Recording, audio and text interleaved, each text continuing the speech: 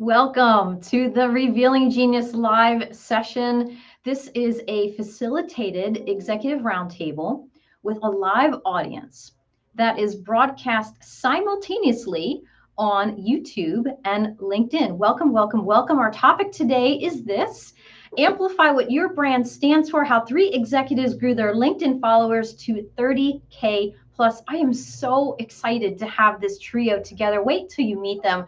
Just incredible human beings. Our speakers are backstage right now.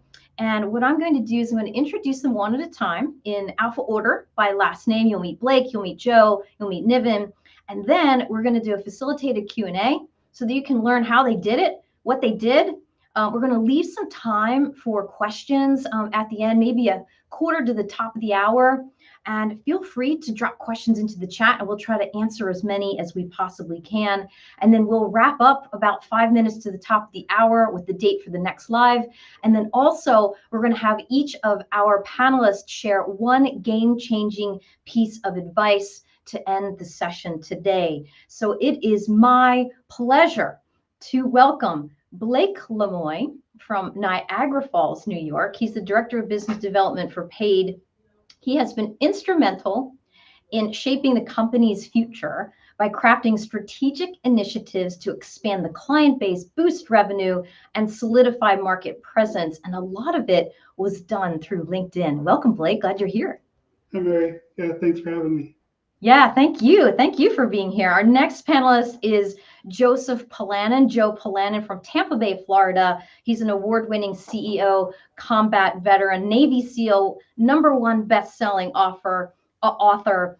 He leads elite global enterprises to succeed on complex missions in high-risk environments, despite every obstacle. As a fractional chief operating officer of the consultancy called the Amplify Leadership Group. Welcome, Joe.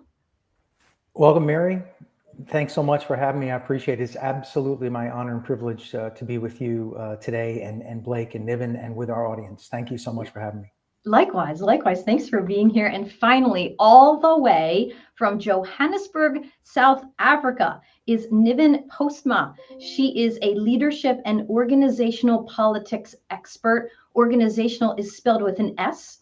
She's an advisor, an author, a lecturer, a keynote speaker. She writes for Harvard Business Review. She contributes to LinkedIn Learning, and she has grown, all three of them have grown their LinkedIn followers to 30K plus, and we're going to hear about it today. So welcome, everyone. Blake, Joe, Niven, so excited to have you here. All right, let's dive right in because I know that we have folks on the call who are very anxious to hear how did you do this? So we're going to do roundtable. We're just going to go Blake, Joe, Niven. We're going to go around the horn, if you will. And our first question is, Blake, what does your brand stand for, and what was your goal for growing your followers on LinkedIn? Yeah, so since we met, I really thought about this a little bit, and it's business growth. I mean, I'm a technology nerd. I grew up in the West Coast and got to see the digital transformation, carved a little niche in payroll, HR. I was a compliance officer, and then as a sales and marketing director, I really feel it's building trust and transparency. So I share what I do and my journey as a sales and marketing director. And I've kind of used LinkedIn and my digital presence to expand beyond my in-person and networking events. And one thing you shared with me too, as we were talking, prior to this show, is you had a blast doing it, right? Like this was really fun for you. Oh, it was a platform for me to kind of a soapbox to share what I was seeing and going through with the bank and in the financial industry as it was transforming, and then building up my personal brand. Brilliant. Thank you, Blake. Joe, how about you? What does your brand stand for? And what was your goal for growing your followers on LinkedIn? Mary, thanks so much. Alakai is all about building and inspiring fantastic teams to achieve seemingly impossible goals in any environment as you noted in your very kind and gracious introduction, despite any obstacle. So it's all about building teams and helping those teams grow from where they are now to where they want to be. And relevant to LinkedIn, as Blake was talking about, and as you mentioned earlier, I believe in life, in business, and in social media. You have to have a vision of where you want to go, and you have to have a strategy and a roadmap of how you're going to get there. And with that simple focus, you can say, okay, here's what I want to do. Here's why I'm on the platform to begin with. For me, it was all about building meaningful relationships. And then from there, you can figure out what you want to talk about and who your audience is. But without that firm foundation, as I like to say, don't think about what you're going to put on the 17th floor of the building when you haven't set the foundation and built floor one yet. So for me, it's all about having that vision, having that strategy, and then the means and the action steps seem to fall into place. Absolutely. And you did the work to set that foundation. It required some discipline, yes? Oh, absolutely. There's a rigor to it. And, LinkedIn provides you, if you're using LinkedIn as the platform, as we're talking about today, LinkedIn provides you all the necessary tools and the rules, so to speak, of the algorithm. All you have to do is follow them, adapt to them as they change, and leverage them for the benefit of what you're doing with your strategy. So there are so many opportunities per week to send out meaningful invitation requests and the like. And that's what I did. I brought in a coach, somebody who I trusted. They told me what the rules of the road were, and I just did what they told me to do, and I stuck with it. Good to know. Thank you, Joe. Niven, tell us about you. What does your brand stand for, and what was your goal for growing your followers on LinkedIn to 30K plus? Yeah, Mary. So I suppose it stands for two things. The one is strategy and empathy and impact. And the other one is trying to avoid irony. And so it was interesting with Blake's prompting. I went back into my history and realized, I joined LinkedIn in 2008, but my first post was in 2020. And what prompted it was this, maybe I should avoid some irony here. And so in my politics work, one of the things I say very strongly is that invisible contributions have no value. No political value, that is. I mean, they may well have moral and social and ethical value, and these are not small or insignificant values. But from a political point of view, invisible contributions are meaningless. And I suddenly woke up the one day and I thought, Niv, maybe you should live this a little bit. And so on the one hand, yes, I was really allergic to what I thought was the narcissism and self-promotion and humble bragging. And that's an extreme of any social media platform, and LinkedIn is not an exception. But on the other end is this extreme of being invisible. So can I strategically, with empathy, make an impact, initially just speaking to myself, but from there, curating and collecting a community that actually I really value. So I would summarize it as those two things. Wonderful. And I've been through many of your posts, Niv, and they're so pithy, they're so thought-provoking, and it's almost like you're talking directly to me, like to one person. They're really, really well crafted. So thank you for that. And Rebecca, who is backstage, who is running our live, I wanted to give her a shout out. She's going to be dropping the LinkedIn profiles for Blake and Joe and Niven into the chat. So if you'd like to connect with any of them, please go ahead and do so. And Blake, prior to coming on, we were backstage and we were talking about when did we join? And you prompted us to go ahead and have a look. Can you share with the audience how do you find out when we signed up for LinkedIn and when the first log happened? Yeah, so random, right? Like this is me when, how do I do it? And just look up in Google. Sure enough, it says go into your settings. So up by your little picture, you go into settings. And then data privacy, it shows a log of every single thing that you did in LinkedIn. So you go to your very first log. And believe it or not, mine was back in 2007. The creation was back in 2003. So, it's funny to think how far we've come considering smartphones. I think we're in the 05, 06, and LinkedIn was before a smartphone, but how far we've gone since then. Yeah, for sure. So Blake, 2007. Joe, was yours 2020, if I recall? Is that right? Your first post? You're absolutely right, Mary. Yeah, I first created an account in March of 2020. I hit 30,000 connections almost 3 years to the day later. So it was about 10,000 a year, and for me, and similar to what you were talking about, Niven, I didn't start posting right away. I didn't really think about that. Everything I was doing was about building meaningful relationships, and I still do that, and that's what it's about for me. But about a year later, I said, okay, similar to what Niven talked about, what do I love to write about? How is that aligned with not only my personal brand and my vision and my mission for Alakai, but would anybody be interested in that?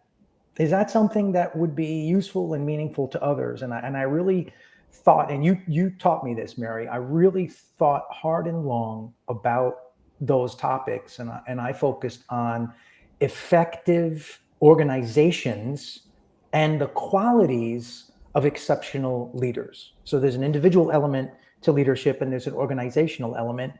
And that's what I wrote about. And once I had that figured out and I had my outline, the posts just kind of came through.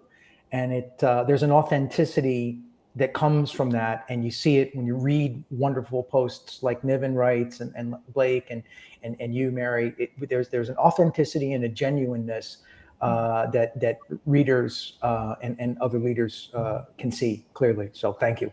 Yeah, for sure. Absolutely. And Niven, it was like a slow ramp for you. So you have this LinkedIn profile, but it took a little while to post. Yes, tell us a little bit about that. Yes, I suppose like a lot of people, I was a voyeur and but not much of a sharer, I say.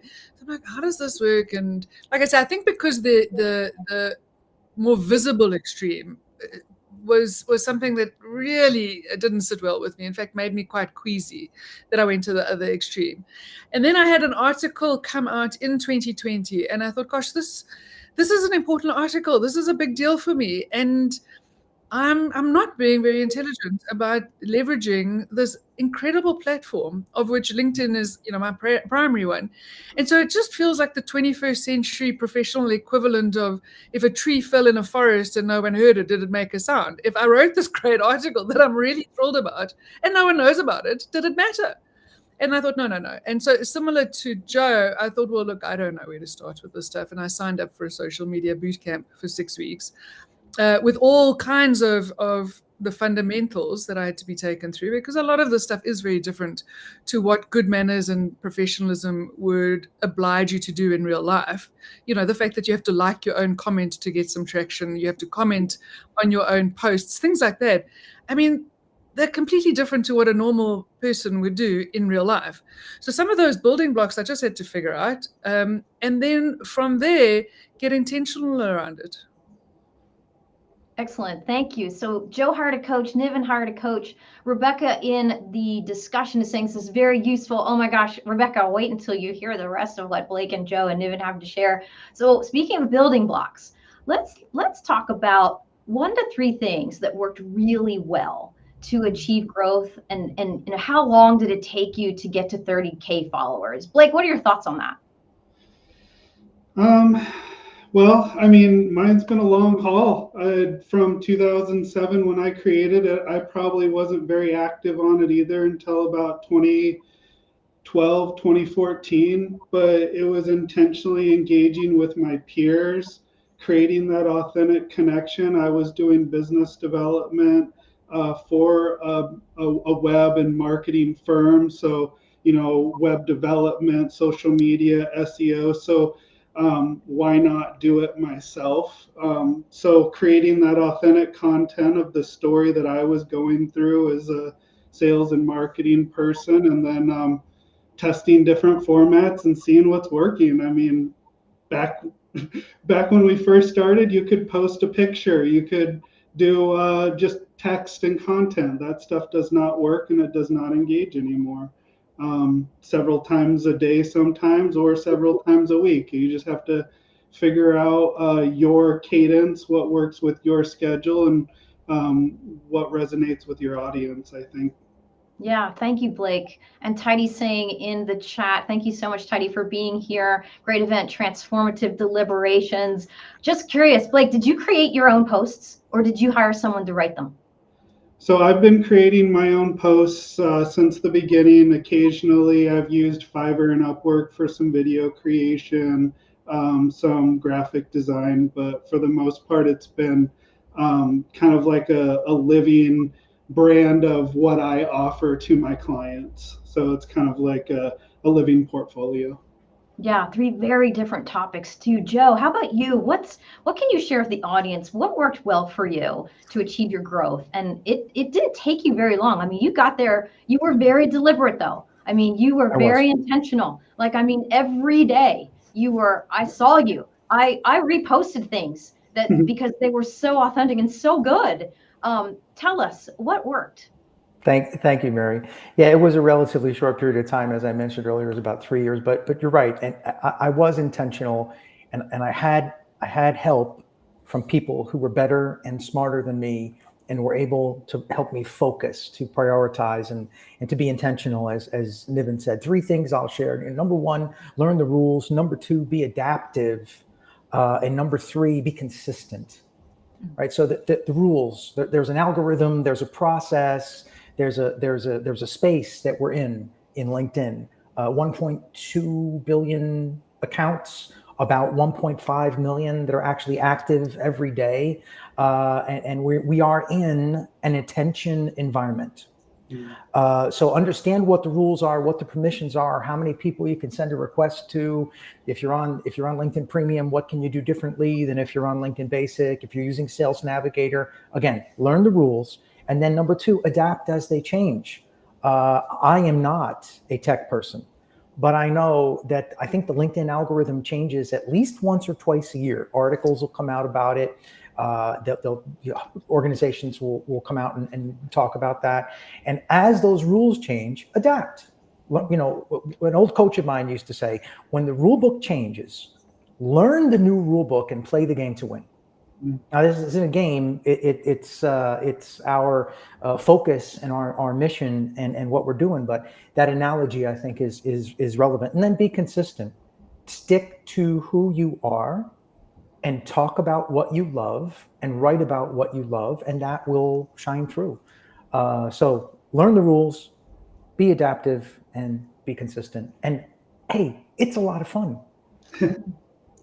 Yeah, I like that. I like that. Thank you, Joe. Thank you for those three. And Esther is here. Thank you so much for being here, Esther. And Bruno, we've got your back. Bruno, you're going to be the very first question when we get to the open Q&A, which is going to be about a quarter to the top of the hour. So thank you for being here. Niven, tell us what worked for you. How long did it take you to get to 30K?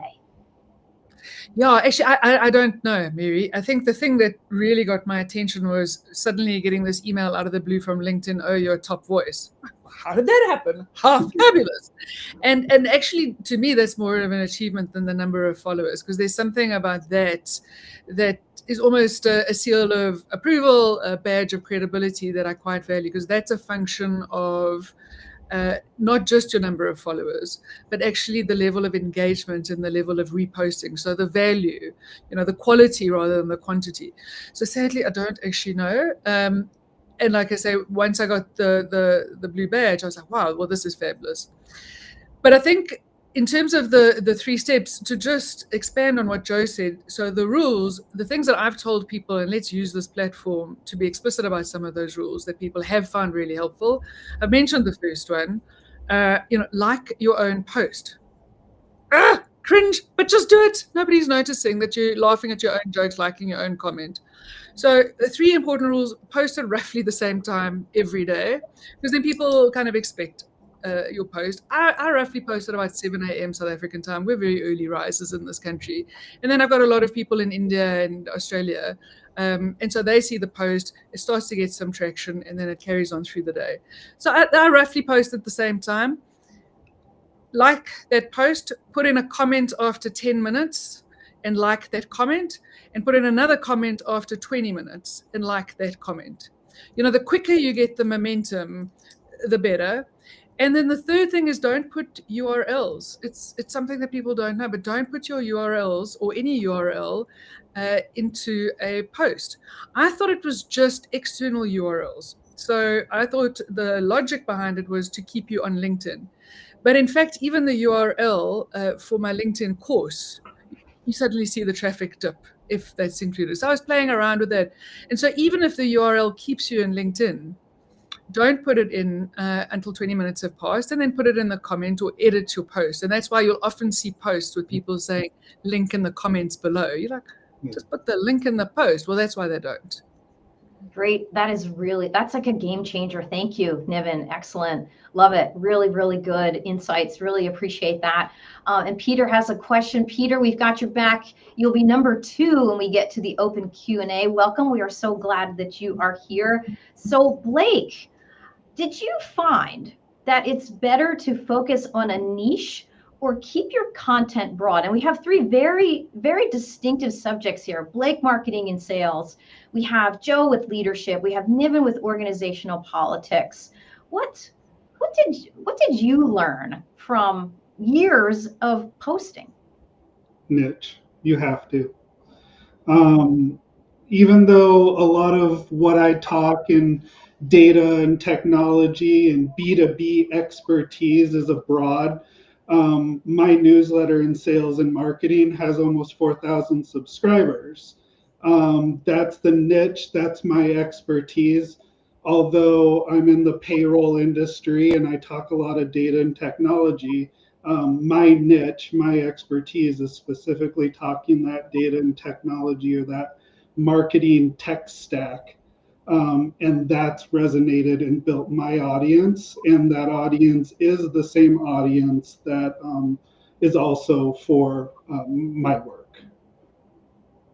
Great. Thank you, Blake. Yeah. How about you, Joe?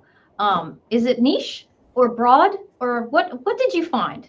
And did you find there was higher performing folks or posts if it was niche, or better engagement when it was broad? We'd love to hear your thoughts. Yeah, Mary, I agree with Blake from the standpoint of niche. And there's a quote that I don't know who to attribute it to, but I've seen it a lot, both on and off the platform. And it is that you are the niche. So get really crisp and really clear and really focused on what is this thing that you love doing? What is this passion that you have? Number 2, why is that unique? And what is the delineation of that within and for your audience? And then, like we were talking about before, would people find that interesting? There's going to be a little experimentation. Some posts are going to outperform others, but I have found that when I stuck to my instincts and I said, okay, what am I passionate about? It's leadership, it's organizational leadership, and it's the qualities of individual leaders. Why is that unique? Okay, there are 100,000 leadership consultants out there. Why is what I'm doing unique? And I focused precisely on that interrelationship between the organization's vision, their strategy for making it happen, and the extent to which they inspire their people, that fusion and that synergy. And then I experimented and I tried out and I just wrote about what I loved and I followed it, and I stuck with it. So that for me is agree with Blake. Be precise, find out what you love, and stick with it. Excellent. Thank you, Blake. Joe, you're all about the niche. How about you, Niven? What are your thoughts? What was your experience? Did you find it was better to focus on a niche or keep your content broad? What did you find when you did a look back on some of your best performing posts? Yeah, so I found a few things. Look, I mean, I think starting with what you love and intrigues you is a good starting point. Of course, my sisters would roll their eyes and say, well, what you love, Niven, is hearing the sound of your own opinions. So that aside, I do think starting from a place of this really intrigues me and this interests me is as good a place to start as any, and probably the most useful place to start. But I think it's a combination of 2 things for me. What do I love talking about? But equally, what do I love learning about? And so for me, it's what do I put out? And where LinkedIn has been really useful is to start to think about over the past few years, the stuff I didn't know I knew, and so having to write a post every day, also made me quite intentional. What have I learned today, or what can I think about to say today that's top of mind? And so there was far more awareness and intentionality around what I was learning. And instead of that just passing me by, I was trying to capture it, which then subsequently has proved really useful. I have to write an article or put together a speech. I'm like, ugh, where do I start? Oh, let me go and look back through my old LinkedIn posts. Oh, yeah, this happened. And oh, yes, I thought this. And oh, yes, I articulated it that way. What do you know? I've got a whole treasure trove of stuff. And then, so I like sharing the stuff that I'm thinking about. But then equally, I like hearing what people have to say about it. So it's almost like an R&D space. A container for what I know and what I didn't know I know and what I'm learning, but then also iterating that when I engage with people's content. That's an incredibly good point. Actually, that makes a whole bunch of sense. And so that's why for me, it feels like a conversation. And one where, like I say, I'm giving, but I'm getting a whole bunch as well. And what I've generally found is when I look back at the post, I thought, it is actually the positive stuff. I think there is so much that's relentless and overwhelming and depressing. This is my experience. I'm not saying it's necessarily true, but the stuff that is positive, and please, I'm not speaking about toxic positivity. I'm not speaking about superficial positivity. But the good things that have happened to me, the good things that I see in other people, the insights and awareness in groups, there is something, it seems, in my posts, and maybe that's an extension of me, that can we create a little bit of an island of sanity, an island of, damn, that's a nice way to start the day, without being superficial, toxic, and utterly glib to the point of meaninglessness. I have found when I'm and actually, so that's the one thing. And the other thing is actually sometimes when I'm having a bad day, I'm like, I'm having a really bad day. Gosh, the support rushes in. I'm like, oh, Niven, tighten your ponytail and get on with it. But I've really enjoyed that. Super, thank you. What I'm hearing is messaging matters. And what I'm hoping is that Blake and Joe and Niven are inspiring the folks that are here on the call in the live audience to think about what does your brand stand for? What do you want to be known for? How can you uniquely contribute your point of view in a way that creates tremendous impact? And I think Blake and Joe and Niven have done that in their own way and become subject matter experts in their niche. So let's take this to another level. You spend a lot of time and energy on developing your LinkedIn community. Did you monetize it? How did you monetize LinkedIn or turn followers into business opportunities? Like what was the takeaway for you other than putting amazing content out there? What did you get? What did you get back? Go ahead, Blake. First, recruiting opportunities. I've had recruiters reach out to me and offer me my next great gig. Not to lie, it's happened to me more than once, because my audience for 10, 15 years has been B2B. It's always created sales opportunities and business opportunities for me, but also breaking through gatekeepers. I love interacting with someone for the first time at an in-person networking event, and then they say that they've already been connected to me, or then vice versa after meeting them, getting connected with them digitally, and then 6 months or a year later, carrying on that conversation because the relationship, may not have been in person, but it was nurtured digitally. So that's how I've monetized it. It's carried me through the years. Excellent. I'm wondering if there's folks in the audience who have experienced the same thing. I just worked recently with a physician who had been posting on value-based care for quite a long time. And he posted on value-based care because he's very passionate about the subject. And it actually led to, same as you, Blake, a recruiter reached out to him and said, there is this incredible opportunity that I'd like to tell you a little bit about. And he felt he never would have had that opportunity had he not been posting about a subject, to Joe's point, that he really does feel passionate about. And Pamela's saying, yes, it helps to network too. So thank you, Blake. That's a great example. How about you, Joe? How did you monetize LinkedIn or turn followers into business opportunities? You have a thriving consultancy. What are some stories you can share? Yeah, Mary, absolutely. And I will tell you that I can definitively trace 100% of the organizations that I am supporting today to someone that I met on LinkedIn. It may not be a direct referral. It may be 2 or 3 levels removed. You know, I met you.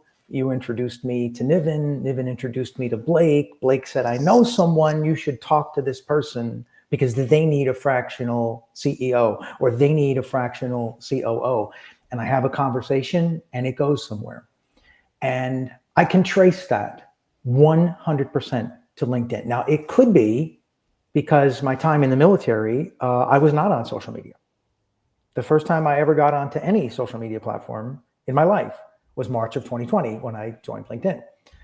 And it's everything that I have done has been about relationships. And I said, okay, social media, LinkedIn's not different. It's about building relationships. And for me, it wasn't about selling anything or providing a service.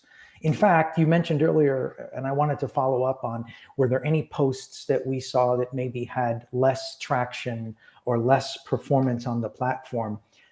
Anytime anytime I wrote something that sounded 2% salesy, it performed much less effectively than if I was writing about leadership or I was posting an article that I did or I was doing, something in a journal format.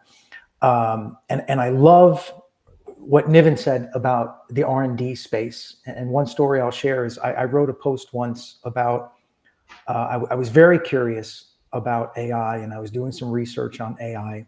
And remember, I'm not a tech person. And I wrote a post about what are things that only humans can do that AI cannot. Courage, optimism, inspiration, empathy, caring, patience. And I listed a few qualities. And then people started, hey, you forgot this, add this. Hey, you need to talk about this, add this. I started out with, I think, 15, and I ended up with 33. And that post went on, and I reposted more there. Hey, corrected copy. Thanks, everybody, for your input. And it was like Niven said, it became a conversation, and it became a learning experience. And as you said, an R&D space. So long story short, it has derived a modicum of monetary and financial value for me and for our brand, but it's all been because of our focus on relationships. Love it. Yeah. Excellent. Go ahead, Niven. You're up. Share. I can see the pattern here, so I'm going to just jump in, Mary. Yeah, look, when I first started this, I thought, no, LinkedIn is a means to an end. What's the end? It's got to translate into business opportunities. And I've changed that somewhat, actually. So I still think it's a means to an end, but the ends are different. The ends are some of the things that we've mentioned: a connection, a learning, a community, a paying it forward and supporting other people, being supported by people who I may never meet, all manner of things. And then it strikes me, and this is my choice and where I've ended up, it's very similar to that idea that success is not something that you can pursue, or no, significance is not something that you can pursue, it's something that ensues.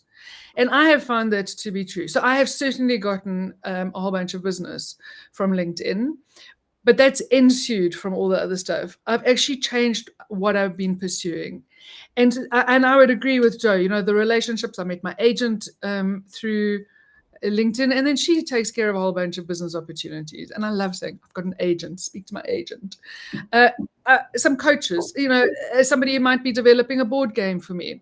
So it's been a kind of organic hot wiring of the universe through shared connections, rather than, well, if I'm not making a whole bunch of money and this is the floor this month, well, that was a waste of time. No. It's taken care of itself, and it's been an end in itself, like I say, independent of revenue. Wonderful. And for folks who are listening in our live audience, I'm hoping that Blake and Joe and Niven are inspiring you to reflect and think about your own personal brand in terms of what messages do you want to send?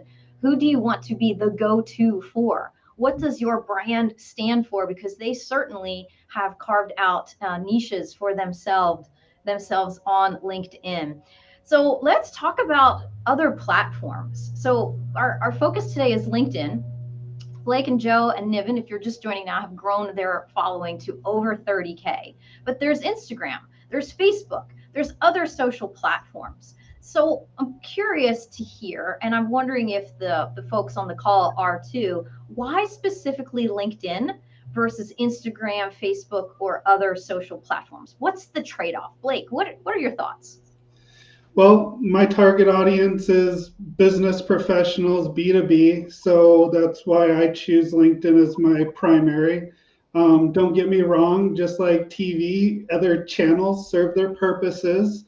I do have a Facebook audience across a few groups and channels that reaches a few 100,000, but it's a completely different content. It's more local, it's more community. It's definitely not my professional content. So that's where I live. That's where my personal brand lives because that's who I am.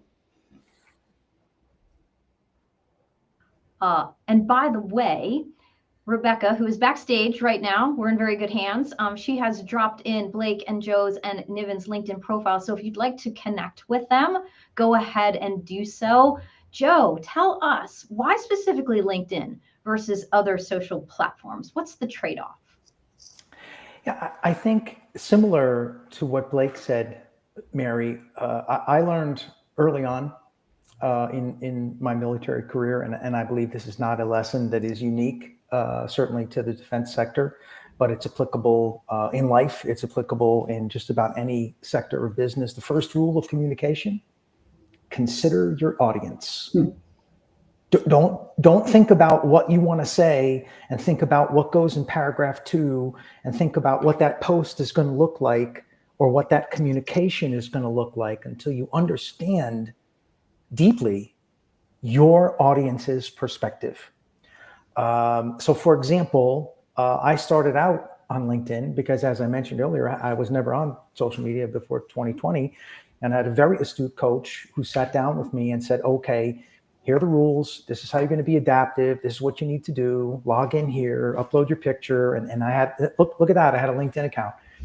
And what I learned, similar to what Blake said, when I considered my audience and my focus area being customized senior executive leadership consulting and the fractional CEO and COO space, the vast majority of the people that I wanted to have a conversation with, that I wanted to learn from, that I wanted to build meaningful relationships with were on LinkedIn. Does that mean that they aren't on Instagram? No, they are. And in fact, I know some wonderfully successful founders and CEOs of multi-million-dollar companies, and in fact, multi-billion-dollar companies that prefer other platforms over LinkedIn, and they'll tell us up front. They'll say, "I'm not on LinkedIn. Go see my Instagram account." All that being said, start by considering your audience, understanding where the people are that you want to talk to. And for me, as I build relationships, and you know this, Mary, we've talked about this many times, my foundation is when I meet someone, I have to know that that's someone that I want to build a relationship that's going to be founded upon mutual respect and that's going to forge trust. Number 2, I have to know they live their life the way they run their business. There's no difference. We call it the say-do gap. There's no difference between what you say and what you do. Who you are on Tuesday morning is who you are on Saturday night. And there's no difference. Those are the kinds of people I want to work with. If they're running a startup, if they're running a $2 billion enterprise that's global, those are the kinds of people I want to be around. And I found that. I found a lot of those kinds of people on LinkedIn, but I have also found them on other platforms. So I don't exclude them, but I consider my audience to start. Yeah, so you're singing my song, Joe, as you know. Oh my gosh. I had a mentor that said once, the best marketers in the world, they know one thing. That's it. They know one thing. Guess what it is? it's their audience.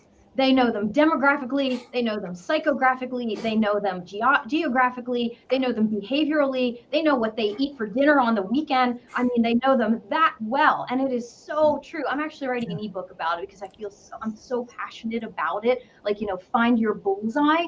And I think Blake and Joe and Niven, you have found your bullseye. And I mean, I've said to Niven before, I feel like you're writing to me, like you're writing to an executive audience. So Niven, tell us a little bit about your thoughts. Why specifically LinkedIn versus Instagram, Facebook, TikTok? I mean, gosh, we could go right down the list of social platforms. What's the trade-off for you? Yeah, so I had a slightly different starting point and have a slightly different approach to Blake and Joe. I think for me, I realize now, what I couldn't have articulated at the beginning, but the truth of this idea that nowadays you are who Google says you are, and your CV is what LinkedIn says it is. And I mean, somewhere on my shelf here, I've got the age of surveillance capitalism, and there's something about that makes me deeply uneasy, and I'm still not comfortable with it, and I don't think I ever will be. But I think realizing the truth of that a few years later, I suppose if I retrofit what my implicit thinking was at the time was, look, the part of myself that I want to share, the part of myself that I want to make public is my professional side. I don't want to or feel the need to share a lot of my personal stuff. I don't need to have it validated or known by the rest of the world. Whereas my professional side, the things that I think are important professionally, the kind of persona that I am rather than the person that I am behind the scenes, this is the professional stuff. And so let me go onto the platform that is most geared to that side of me and to other people's side of themselves. That is the professional. And so there was just a more natural attraction to me around what I could share, why I would share it, the part of me that I would share on LinkedIn as opposed to any of the other platforms. And I must say that still holds true for me. You're not going to see what I had for dinner. You're going to have other stuff. And of course, that's my choice. And I'm sure I sound snide when I say that. And maybe there is an element of snideness in it, but there's also an element of personal preference. And that extension of who I choose to be and who I choose not to be, and the side of me that's private. Thank you, Niven. It's a great point. Personal or private, what do you share? It's your choice, and you need to find what works for you, what's comfortable for you, as Joe mentioned earlier, that authenticity piece. So we thank you, Blake and Joe and Niven. We could talk for another hour, I'm sure, about this particular topic. I know that Bruno and Peter have questions for you. So why don't we go ahead and let's tackle those and then the rest of the time that we have together. So Bruno has a question for Niven. And the question is, how do you create a niche for yourself, just like you're being an authority in political intelligence? Great question, Bruno. Thank you so much for bringing that up. Yeah, Bruno, thanks for that. I mean, I suppose the first thing is probably to give yourself permission. Like, this is what I'm going to focus on, as opposed to, well, if I don't focus on everything, I'm missing out on a whole bunch of opportunities and a whole bunch of people. And I'm going through this really interesting process at the moment, and one of the takeaways is that my target is not my market. So there are 1.2 billion people on LinkedIn, and that's wonderful. But the target of the people I want to connect with and I want to learn from, this is around this very specific and smaller part of things. And so I think the starting point is give yourself permission to focus on something, and then be really clear on what that is and use most of your stuff around it, but not to the point where you so pigeonhole yourself that's the only thing you can talk about. So the majority of the stuff that I speak about is political intelligence. And then every so often, something about life, something about leadership, something about culture comes up. So it's a both and that's the route that I've followed. And it's made quite a big difference for me. to be known as that and to give myself permission to be known as that without thinking, oh, suddenly I'm becoming a one-horse pony. No, I can do many things, but that's the target. Thank you, Niven. And I think Blake and Joe have quite a bit to offer as well, to piggyback on what Niven just said. Thank you for that input. I think they could even, they could augment what Niven said about niche and authority. I mean, Blake and Joe and Niven have carved out an authoritative topic. They've become go-tos in their realm. So Blake, what are your thoughts? How would you recommend to folks on the call, our live audience, to create a niche? Just like being an authority. I mean, you're an authority in marketing and sales, and you have a cult-like following. Honestly, I've watched it on LinkedIn. It's remarkable. It follows passion. Talk about what you enjoy. My clients and my day job is payroll, and I have 300 subscribers to my payroll newsletter. But when I post something about sales and marketing and the challenges that I'm going through, attracting a new audience or trying a new technology, I mean, I have almost 4,000 subscribers. So it's a huge difference. There's the technical side. I try to help people with the compliance and the data side of things, but it's a very small amount of engagement. So you have to balance the content that you're putting out there. And again, it goes back into multiple formats. For the longest time, I was just posting single photos and pictures, but nowadays you have to move into video and showing your personal brand through video now to build that authority. Yeah, sounds good. And Joe, what are your thoughts for Bruno and the other folks on the call here? Rebecca, Esther, Tidy, Peter, thank you for being here today. Bruno's question is, how do you create a niche for yourself, just like being an authority in X subject? Yeah, Mary, I think this is really important. And I think this is something that I know I struggle with, and I think a lot of us do. We become very excited, very enthusiastic about something. We want to take action, and we don't take the time necessary to think through strategically what that means. And there's a term. Don't be victim of the paralysis of too much analysis. I like to call it decide, commit, act. Once you've done the strategic thinking and once you've done the preparation necessary and you make a decision, commit to it fully and take positive action. I think it was Carnegie that said that action creates confidence and inaction creates fear. And so it's okay to do a little bit in the direction that you want to move in and not have it all figured out. But it's not okay to not do anything because you don't have the whole plan figured out. Former boss of mine always used to say, if you ask me a question and I only know 20% of the answer, the 20% of the answer I give you is going to be 100% correct. And then I'm going to work really hard to go out and get the other 80%. And that's how I feel about building this niche. Clarity and simplicity are key. Invest the time that you need to think strategically about why you love this thing, why you're going to write about it, and like Niven said, what else out there that you want to learn about. That combination of learning and writing and communicating your voice. And then think about why that's unique, and then know your audience and get after it. And if you have 20%, that's okay.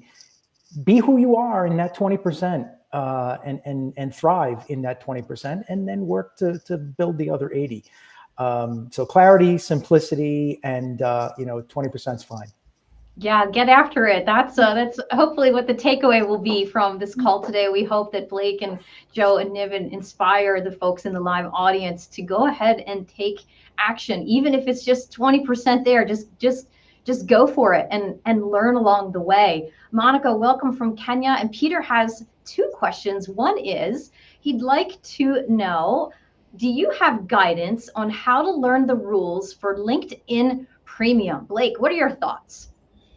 I mean, the rules, I think one of the biggest rules is just knowing your connection limits. And then outside of LinkedIn Premium, knowing what the best practices are in posting and the different formats of how you post. But I use LinkedIn Premium to really hone in on who my target audience is. I save those lists.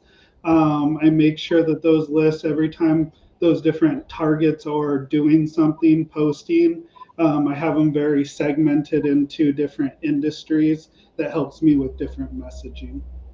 Great. Thank you, Blake. Joe, how about you? Any guidance for Peter and the folks on the call? Mary, I mentioned earlier, and I think it's worth circling back to when I first started my account, I worked with a coach who had been working on LinkedIn for years, and they were able to tell me, okay, here are the things you don't need to worry about. Here are the things you need to worry about. And when you go with premium, here's what you're going to do. Here's what the policies are. I use something simple like how many connections can you request a week? Well, the way I got 10,000 connections a year was I used my limit every week. And I found out what premium did for me. And then I realized, oh, in addition to the 200 connections, I'm not sure if it's 200 or 250. I have to check the algorithm, but whatever that policy is, use your maximum connection requests each week if that's what you're trying to do and you're trying to build those relationships intentionally and build those connections. And then premium also offered you the opportunity to send some targeted messages to people in addition. So maybe the connection requests are out, but you can still send a message to someone saying, hey, please connect with me.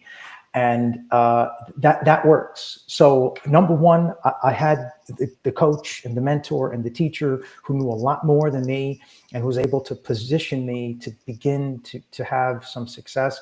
And then I adapted, like I said earlier, just keep adapting. And as the rules change, keep working with them. It's a tool and it works. Yeah, I would add to that, Mary. When you and I first connected, and who knows if we'll ever know what each other looks like from the neck down, because we've only ever met each other virtually. But I feel like you're just a gem to have in my network anyway. We had this conversation, and I sent you all the notes that I took from the boot camp I went through a few years ago. I've kept them as a Word document. I don't know, there's 50 pages and a whole bunch of templates. So you can find somebody, you can go through a boot camp. You can also just drop me an email. I'll send you the same Word document I shared with Mary and that I've shared with other people. Use it, don't use it, get some guidelines and get going. And if you want to know more, that's more updated, you probably are going to need help from a coach or a boot camp or some kind of a series of classes. But, you can get that stuff from me. I'm happy to send you my notes. Great. Thank you, Niven. And it does work. I have used it. I do have a writer who helps me write my LinkedIn posts. I've known her since the 90s. I swear she and I communicate telepathically now. We've known each other for so long that I mean, she can answer she can finish my sentences. There's a lot of trust there. And just, a remarkable human. So credit where credit is due. She does write the bulk of my LinkedIn posts. Rainey from South Africa, welcome. So Peter, we wanted to cover, you had a quick question for Niven, and then we're going to go ahead and wrap up, because what I want to do is ask our wonderful panelists one game-changing piece of advice before we go. But before we do that, Niven, please talk more about the target is not the market from Peter. Yeah, Peter, I wish I could look up on LinkedIn quickly what your background is. But I mean, I'm speaking about it as a solopreneur, an advisor and consultant, and I'm not employed. And this is the third time I've worked for myself. And it's the last time that I'm going to work for myself, because I plan to work into my 80s. And I can see how profoundly different it is this time. By, as I say, having given myself permission to say, this is what I do, this is not what I do. And so in the previous two times that I had a consultancy business, and again, small, just me, I really struggled to articulate what I did because, well, I can do lots of things, guys. I can do leadership development, I can do culture, I can do strategy, you know. So because I'm trying to meet the whole market with my whole suite of abilities, it becomes so bland and so general, and so vague that I couldn't articulate it and people couldn't know where best to use me. Whereas this time it's no, this is the problem I solve in these ways. There are many other people who can I can refer you to, and I could solve your problem as well. Yeah, sure. I don't want to. This is what I want to do.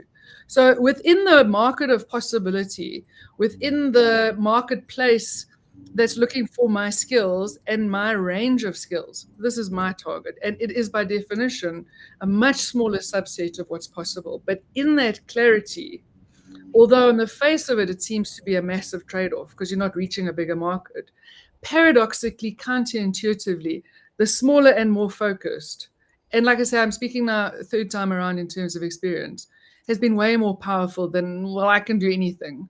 I can do anything and everything is meaningless. So I hope Great. that makes sense. Wonderful. Thank you. Thank you, Niven. Appreciate that. So we are just about 4 minutes until the end of our time. Monica, we've got your Gmail. We will get you the notes. And with a caveat, don't be intimidated by the girth of the notes. They're very detailed. I mean, it's really, really good information. Thank you, Niven, for sharing that. And what I would recommend is follow it as prescribed. The instructions are: do this the first week, try this on. Do this the second week, try this on. Like, don't be overwhelmed by the 50 pages. Just as Joe said, get started. Like, take action. Just go for it. So wanted to give a shout out to Rebecca, who is behind the scenes. We're in very good hands. She's taken very good care of Blake and Joe, and Niven and I. She's running our live session. So thank you, Rebecca. And our next live session is March 28th. That is a Friday, and we're going to have an amazing panel on the power of purpose and why it's a brand leadership imperative to articulate your purpose with conviction. This is the new leadership imperative. It's articulating that, your purpose. And we're going to wrap up with one last question. This is the game changer. We're going to go to Blake and Joe and Niven. Last question is, what is the one piece of advice that you would give to our live audience today that you would offer for someone who is looking to grow their LinkedIn audience to 30K? Blake. So I think it resonates with a lot of what Nevin and Joe was talking about. Be desperate to serve, not sell. Share your insights, help your audience. When your audience is ready, they'll come to you because you're the one that has nurtured them through the education, through the process. So that's always stuck in my head. Be desperate to serve, not sell. Brilliant. Thank you, Joe. How about you? What's your game changer? What's your game changer tip? Build great relationships. Like Blake said, don't sell. Inspire others. Be genuine and be authentic, but at its foundation, build great relationships, and you can't go wrong. I've read recently, and it stuck with me. You know how things stick with you. Life isn't about what you can achieve; it's about what you can become. And don't approach it in a transactional way. Approach it in a relational way, and build great relationships. Thank you. Love it. Excellent. Niven, bring us home. We have 1 minute. Two things. Have fun. Man, it's fun. Just talk to people. I like talking to people, and you get to talk to even more people. And I think the second thing is change your definition of success. Oh, I'm not successful until I've reached my first 10,000 followers. No, I'm successful when I've posted my first 100 posts.